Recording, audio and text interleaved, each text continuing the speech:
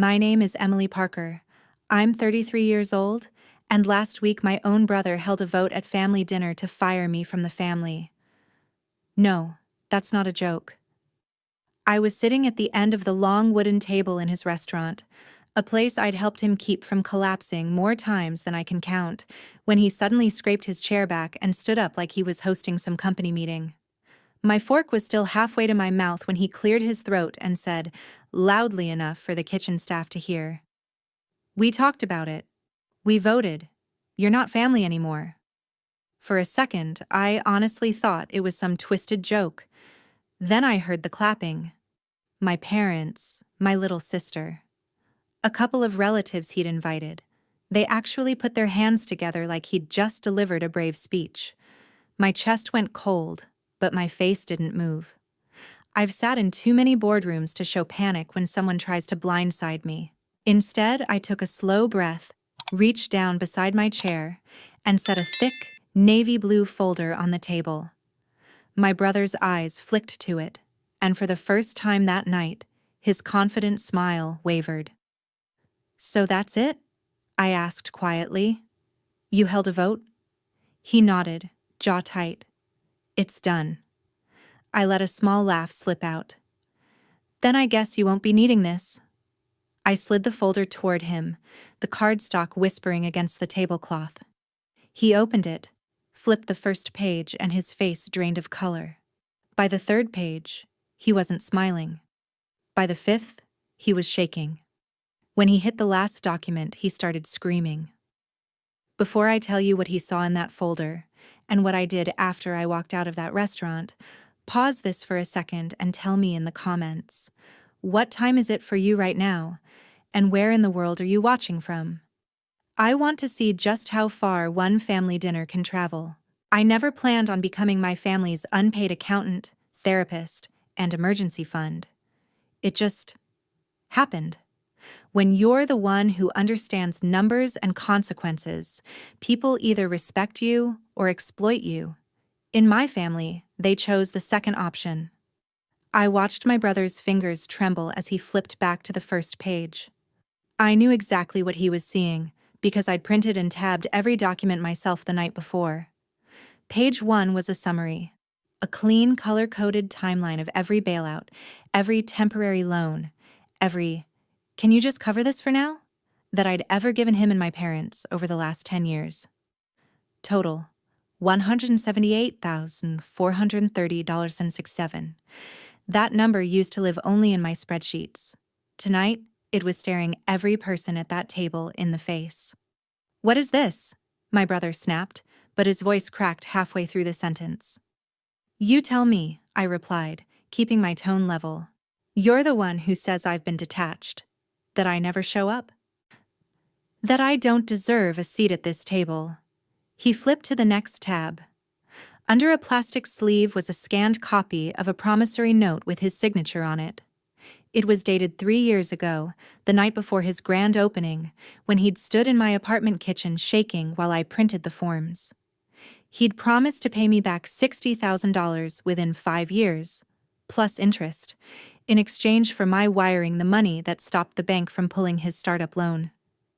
At the time, I told myself I didn't need the paper. He was my brother. We were family.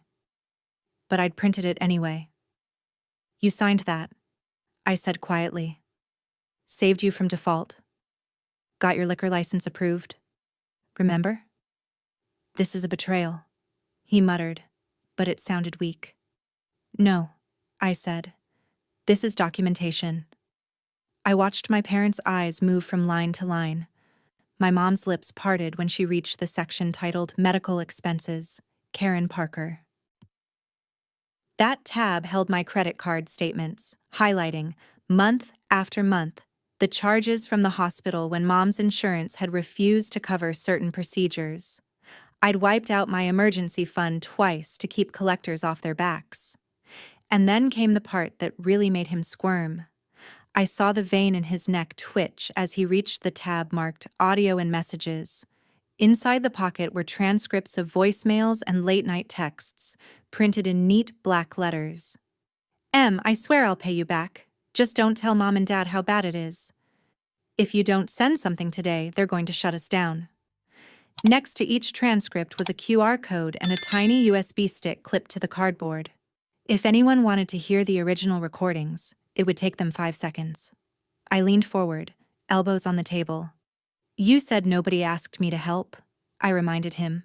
Should I play the messages where you were crying in the walk-in fridge at 2 in the morning, begging me to cover payroll? His eyes flashed. You're weaponizing this. No, I said again, even though my own pulse was roaring in my ears.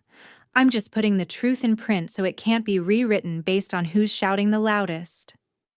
My sister, my sweet, conflict-avoiding little sister, finally spoke. Emily, you kept all of this? She whispered. I met her gaze. Would you have believed me without it? She looked down at her lap, and for a moment I saw the first crack in her certainty. You see a folder? I continued, turning back to my brother. But what I see is 10 years of my life. 10 years of taking calls during meetings. 10 years of just this once that turned into, you're not family anymore, when I finally said no. He slammed the folder shut like the papers had burned him. So what? He snapped. You kept receipts. Congratulations. That doesn't make you family. You think waving a stack of paper gives you the right to sit here and act like a martyr? The word hit me harder than I expected. Martyr. That was exactly how they wanted to see me. Someone who chose to suffer and should stay quiet about it. I could feel everyone watching us, forks frozen halfway to their mouths, wine glasses untouched. The entire restaurant closed, just for family tonight, had become a courtroom, and my brother thought he was the judge. Let me ask you something, I said, my voice low but steady. Have you ever wondered if the people who sacrifice for you actually feel appreciated? Or do you just assume they'll keep bleeding so you don't have to? For the first time, no one rushed to answer. The silence around the table felt heavier than the folder. In that silence, I realized the confrontation about money was just the surface. The real fight was about what family meant, and whether I belonged here at all. His sentence kept echoing in my head like a bad recording. We voted. You're not family anymore. I'd heard a lot of ugly things in my life. Investors losing millions, employees being laid off through no fault of their own, but nothing had cut me like those words from my own brother. You're making this bigger than it is, he said now, spreading his hands as if he were the reasonable one. You always do this, Emily. Twist things into some grand narrative where you're the hero who saved us all. I almost laughed. You stood up in your own restaurant and held a secret ballot to exile me, I replied. How much bigger do you want it to be? He opened his mouth, but I didn't let him finish. Years of swallowing my thoughts had taught me exactly how fast you have to move if you don't want to be talked over. Do you want to know what this feels like? I asked. It feels like I've been the scaffolding around a building that's falling apart, and instead of fixing the cracks, you decided the problem was the scaffolding.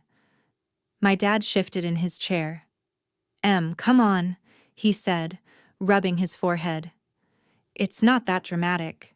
Your brother's just tired of feeling judged. Judged. That word had been thrown at me like a dart my entire life. Too blunt with the truth, too rigid with boundaries, too much. Yet somehow it was never too much when the money cleared. I looked at my brother, really looked, and for the first time I let myself imagine what it must feel like to be him in this moment. Behind the defensiveness, I could see something tight and panicked in his eyes. Not guilt, fear. Not of losing me, but of losing control of the story he'd told everyone about who I was and what I'd done. You think I enjoy keeping track? I asked. You think I get some thrill out of knowing precisely when I paid for your new ovens, or the 15 grand that went into updating the patio so you could host weddings? I tapped the folder. I only started writing it all down when I realized you were rewriting the past every time we fought. He scoffed. You're literally reading off a scorecard at family dinner. Because you forced a game, I shot back. You voted. You made this a contest where someone had to be in and someone had to be out. You turned love into a majority rule. That shut him up. Momentarily. My sister spoke again, her voice so small it barely reached me. Why didn't you say something sooner? She asked. About how much it was hurting you? I swallowed. Because every time I tried, I got told I was overreacting, or being ungrateful, or trying to buy affection. I turned to my brother. Isn't that what you said last month? That I was trying to buy the right to be difficult by paying bills? His jaw clenched. I watched that memory play behind his eyes as clearly as if we'd rewound time. We'd been in his office after hours, an empty bottle of craft beer between us, when he'd thrown that line at me. Back then, it had stunned me into silence. Now, it fueled me. You really want to know what I see when I look at you right now? I asked, my voice dropping. I see a man who begged for help when it suited him and now can't stand that the evidence exists. His chair scraped loudly as he stood up again. You think you're better than me because you have a degree and a corporate job, he shouted. You walk in here in your blazer and act like we should all bow to your spreadsheets.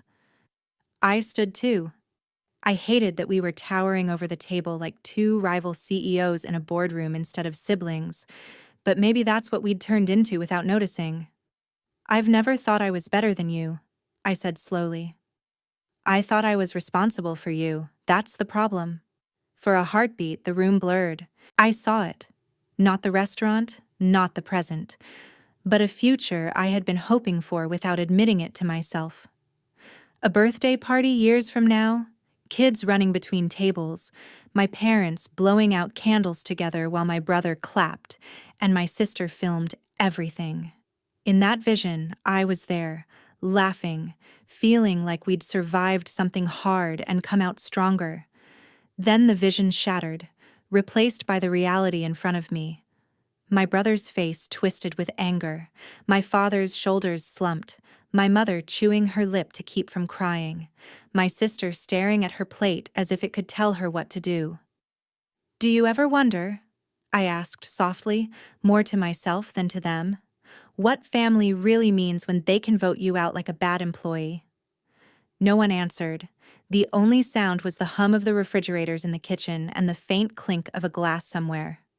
I realized with a clarity that almost hurt that I was done pleading to be believed. The folder wasn't a weapon, it was a mirror, and they hated what it showed. Sit down, both of you, my mom said suddenly. Her voice, usually gentle, had a sharp edge to it. My brother and I lowered ourselves back into our seats, but the tension between us didn't ease. We are not doing this, she continued, looking at me like I was the one who'd started the fire. This is supposed to be a nice dinner. We wanted to talk about how distant you've been, Emily. That's all. I stared at her. You voted, I reminded her. That's not talking. She flinched, then glanced at my dad for backup. He cleared his throat. Your brother... We all just feel like you've become... detached, I supplied. Cold? Selfish? He sighed. You barely come over anymore. You don't stay late when you do. You don't answer every call. I let out a humorless laugh. You mean I stopped showing up every time there's a crisis you created? My brother's fist hit the table.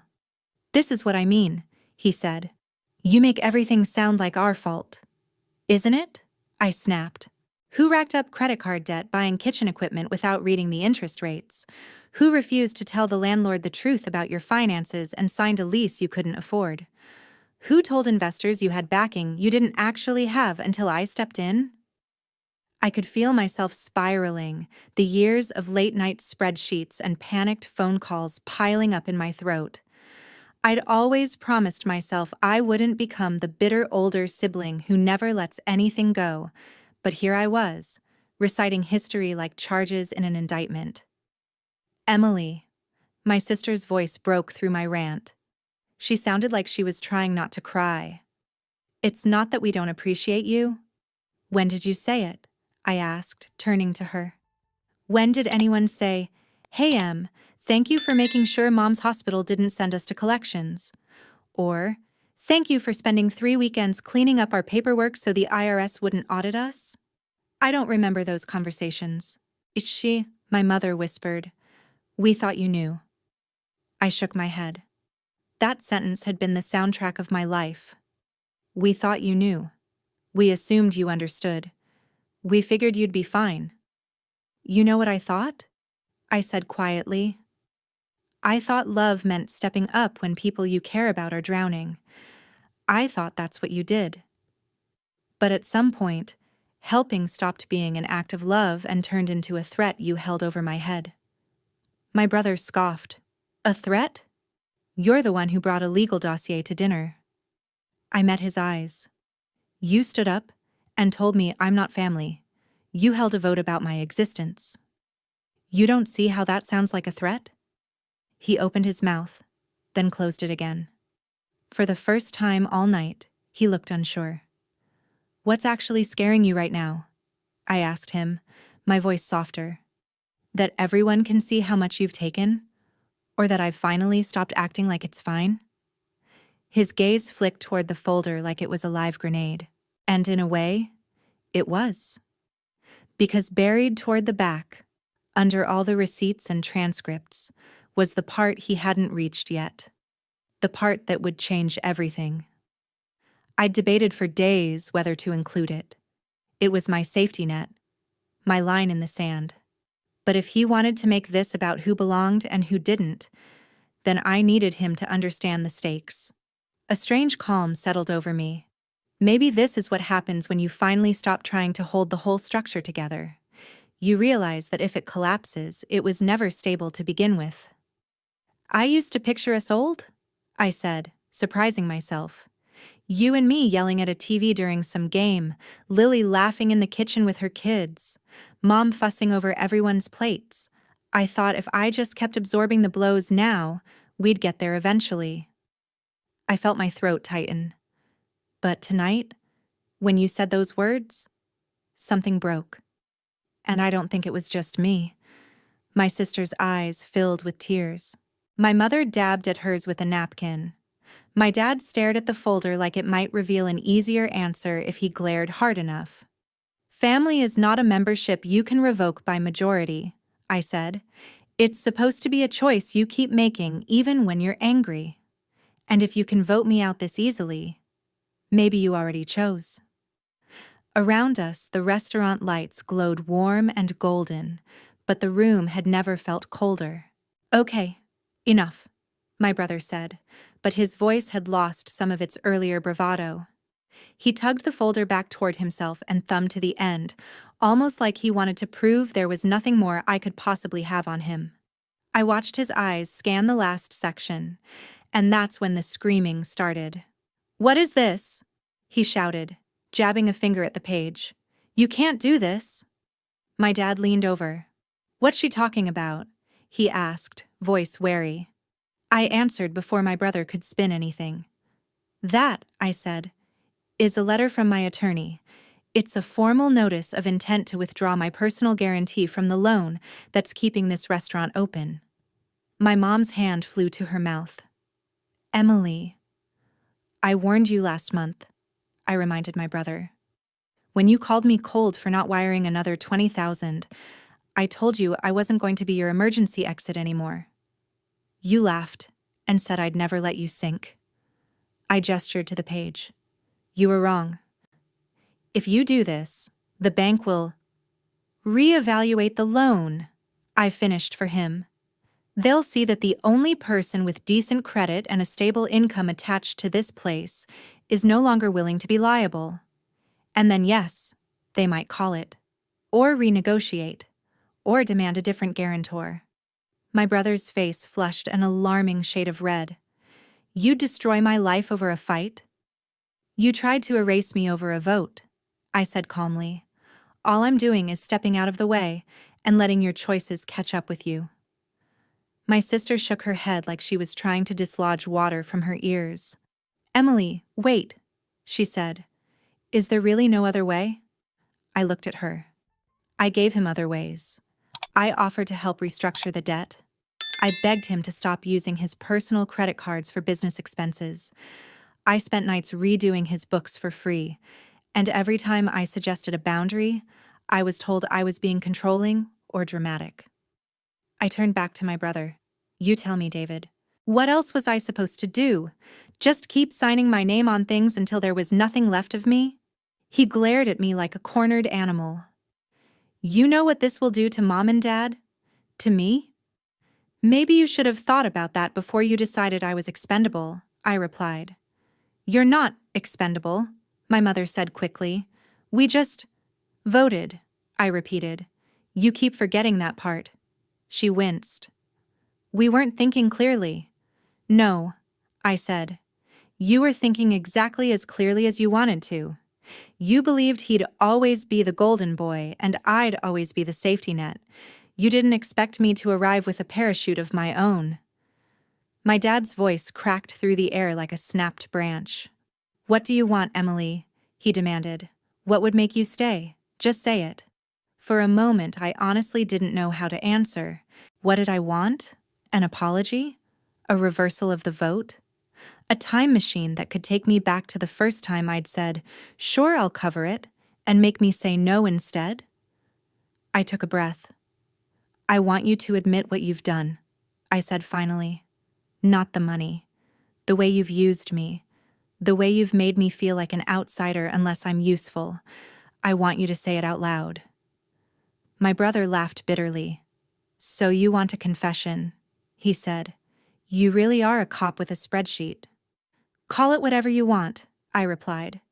But until you can say the truth, all of it, I'm not putting my name on anything else for you. That letter goes out Monday morning if nothing changes. My sister whispered, People in the comments are going to say you're ruthless. I blinked. It took me a second to realize I'd been narrating in my head like this was already a story I was telling. Maybe that was how I was coping, by imagining that somewhere out there, someone was watching this play out and thinking, finally, someone picked themselves for once. Let me ask you watching this, I said quietly in my mind, the way I would to a camera. Would you keep rescuing people who'd just voted you out of their lives? Or would you finally walk away? My brother's chair squeaked as he slumped back down, the fight leaking out of him all at once. For the first time that night, he didn't look like the confident owner of a trendy restaurant. He looked like a tired man who'd built his whole identity on something that was finally being questioned. For a brief second, I almost felt sorry for him. Almost. You can't seriously do this, he muttered, staring at the letter from my attorney as if it might spontaneously burst into flames. You're my sister. I tilted my head. Am I? I asked quietly. 5 minutes ago, you were pretty sure I wasn't. He flinched like I'd hit him. That was cruel, I said. Public, humiliating. Exactly what you accuse me of doing now just because I brought facts instead of feelings.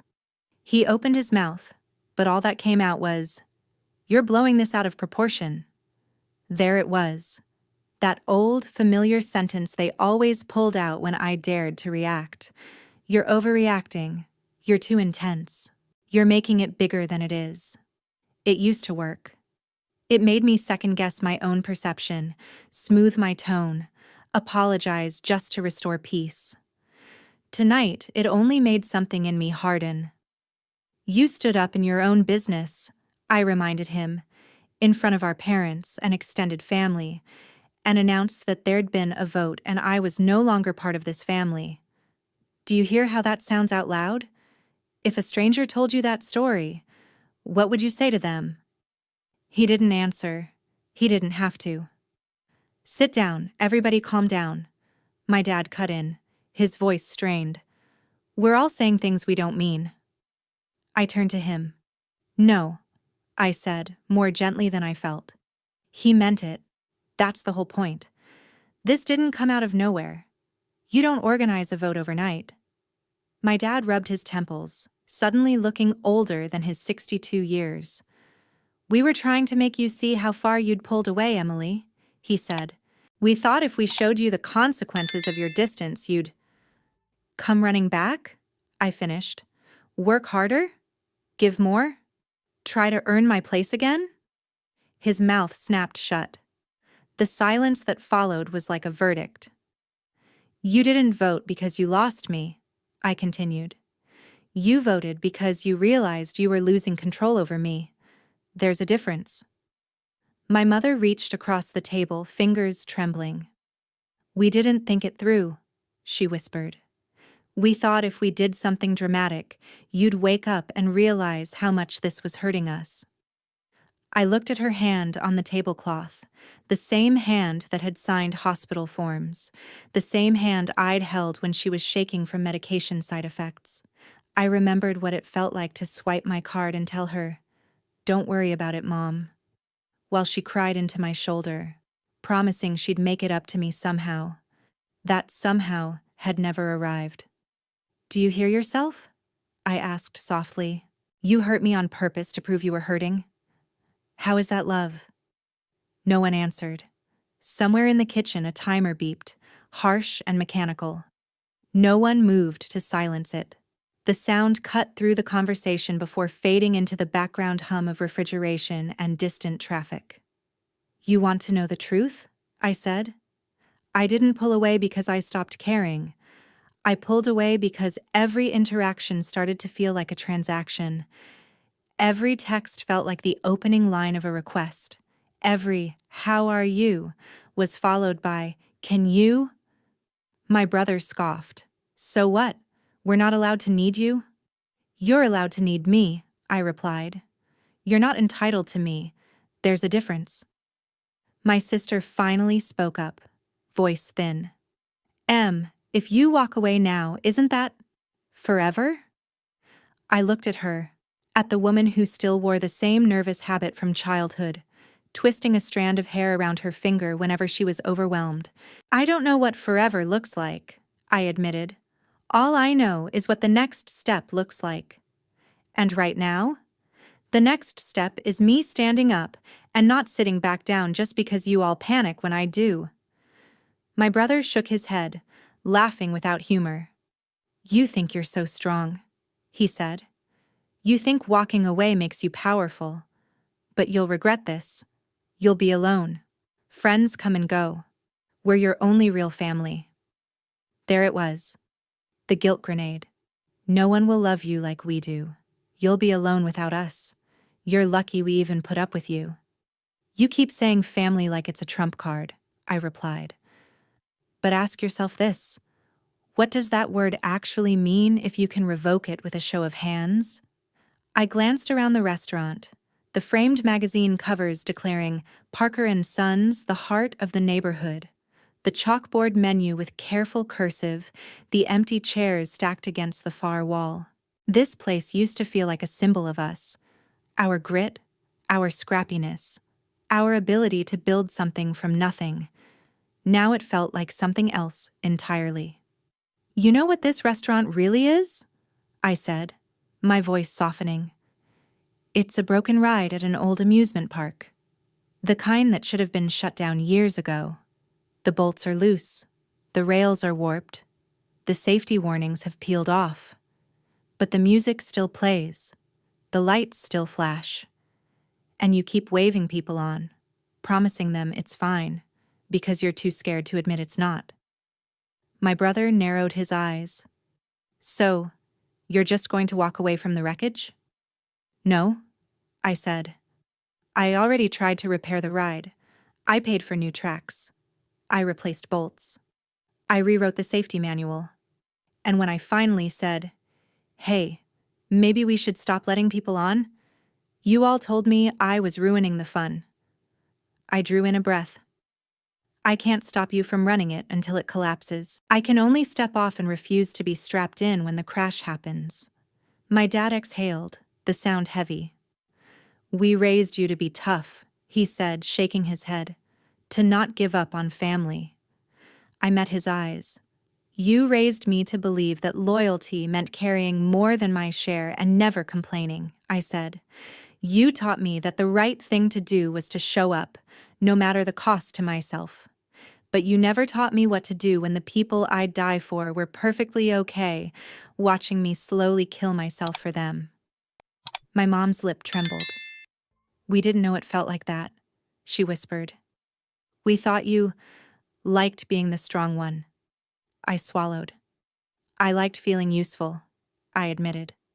Until useful turned into used. My sister wiped at her eyes. Can't we compromise? She pleaded. Can't you keep helping? Just not as much? Can't you stay, but with boundaries? Boundaries only work, I said gently, if people respect them. I've tried setting them with you all. You treated them like obstacles to get around, not lines not to cross. I paused, then added, if I stayed after you voted me out, what message would that send? That you can treat me however you want, and I'll still come back as long as you call it family? I can't keep teaching you that lesson. For a brief, surreal moment, I imagined two versions of my future. In one, I apologized. I shoved the folder back into my bag, told them I'd cancel the letter, maybe even offered to help restructure the loan again. We'd all cry, hug, promise to do better. A month later, the same patterns would creep back in. Another crisis, another request. The vote would become a story they told at holidays, laughing about the time we all got a little carried away and Emily was so dramatic. In the other version, I didn't apologize. I let them be angry. I let them talk about me however they wanted when I wasn't in the room. I sent the letter. The bank called. My brother faced the numbers without my name cushioning them. My parents had to adjust to a reality where I wasn't their financial shock absorber. It would be hard, messy, painful, but not fatal. And in that version, somewhere down the line, I might actually sleep at night. People watching this are going to think I'm heartless, I thought for a second, as if I were already telling you this story. They'll say, I could never do that to my family. Maybe they're right. Maybe they've never been asked to sign their name to a sinking ship while being told they're the ungrateful one. Aloud I said, if I stay under these conditions, I'll become someone I don't like. Resentful. Bitter. The kind of person who smiles at you and keeps score silently. I refuse to be that version of myself just to keep you comfortable. My brother's voice lowered, hoarse. So that's your choice, he said. You choose money over blood. I almost laughed at how simplistic he needed it to be. No, I answered. I'm choosing honesty over denial, accountability over convenience. And yes, I'm choosing my sanity over your expectations. I pushed my chair back. The sound was oddly final, a small, scraping punctuation mark at the end of a very long sentence. My heart was pounding so loud I could feel it in my fingers, but underneath the fear there was something else, a strange, steady quiet. Emily, my sister whispered, reaching for me, if you walk out now, what if things never go back to how they were? I looked at her hand, then at her face. Lily, I said softly, how they were is what brought us here. I squeezed her fingers. I don't want how they were back. I want something healthier.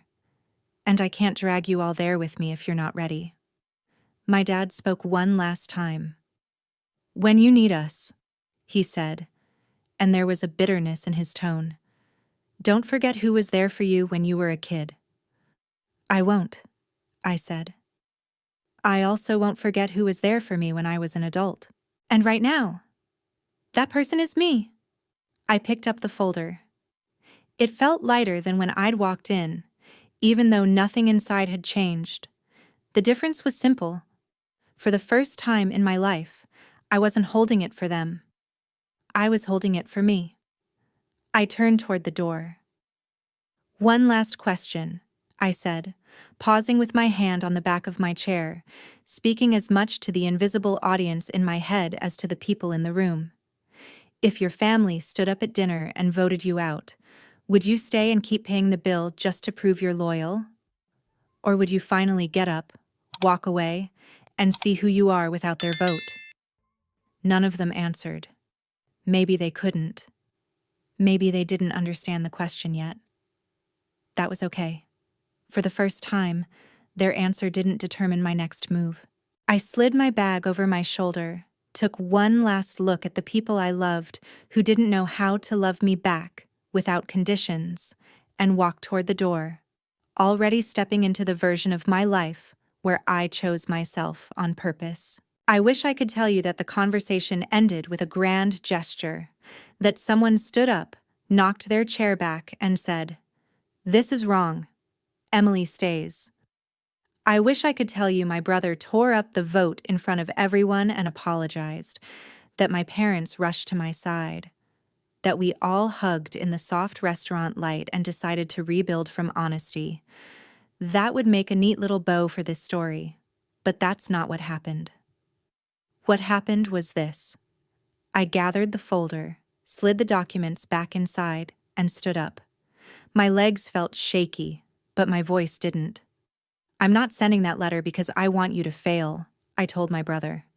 "I'm sending it because I refuse to succeed alone while you drag me down. You wanted the power to decide who belongs. You have it. You just don't get to keep my safety net, too." My sister grabbed my wrist. "Please don't go," she whispered. "Don't let this be the story of us." I squeezed her fingers. "It's not the end," I promised. "It's just the part where I stop writing myself as the villain in a narrative you created." I looked at my parents one last time. "I love you," I said, "but I won't keep paying the bill for choices you are not willing to own." Then I walked out of the restaurant. I didn't slam the door. I didn't look back through the windows to see if anyone followed. I stepped into the cool night air and felt something I hadn't in years. Light. Not because it didn't hurt. God, it hurt. But because for the first time, the weight on my shoulders was finally mine, and mine alone. 6 months later, I sat in a small, sunlit office that smelled faintly of coffee and printer ink. My name was on the frosted glass door, Emily Parker Consulting. Financial Boundaries and Recovery. It had started as a joke. Friends teasing me that I could make a living teaching people how not to become their family's ATM, and then slowly, it became real. I left my corporate job 2 months after that dinner. Turns out, when you stop using all your energy to keep everyone else afloat, you have a lot left over to build something of your own. My phone buzzed. A text from Lily lit up the screen. "They got the notice from the bank today," it read. "David is furious. Mom is panicking. Dad is finally asking questions he should have asked years ago." I stared at the message, my stomach twisting. Part of me wanted to jump in, to fix it, to call the bank and smooth things over. Old habits don't die. They tap you on the shoulder and say, "We could still fix this, you know." Another message came through before I could reply. "I'm not texting to get you to fix it," she wrote. "I just thought you should know they're finally dealing with the mess without you. It's ugly, but it's theirs." I exhaled slowly. "How are you?" I typed back. "I miss you." Her reply came quickly. "I miss you too. I've been watching videos about boundaries. Everyone in the comments keeps saying the same thing. You can love people and still choose yourself." I'm starting to get it. I smiled, eyes stinging. "You'd be surprised how many people need to hear that sentence," I wrote. "I built a business on it." There was a pause. Then, "Do you think, one day, we could sit down, just you and me? No votes. No money. Just sisters?" My throat tightened. "Yeah," I replied, "I'd like that." A year after the vote, I heard through the grapevine, meaning my sister and a couple of cousins who still followed me on social media, that Parker and Sons had new owners. The bank had renegotiated the loan on the condition that my brother step down and sell his majority share. He kept a small percentage, but he wasn't the boss anymore. My parents had to sell their big house and move into a smaller place. The world did not end. They didn't starve. They didn't die without my credit score. They survived. Without me. Just like they'd insisted they could. And me? I survived without them. More than that, I healed. Slowly, messily, with bad days where I missed them so much I could hardly breathe, and good days where I laughed with new friends over dinner and realized I'd gone hours without thinking about the vote. People like to say, blood is thicker than water, as if that settles everything. But the full saying, if you look it up, is actually closer to the blood of the covenant is thicker than the water of the womb. In other words, the relationships you choose can be stronger than the ones you're born into. I didn't stop being a daughter or a sister the night I walked out of that restaurant. They stopped being my safe place, so I built a new one. If you've watched this far, let me ask you one last thing. What did you learn from my story? Have you ever had to choose between your peace and your family's expectations? Tell me in the comments. Because somewhere out there, another Emily is sitting at a table, being told she's not family anymore, and she needs to know she's not alone.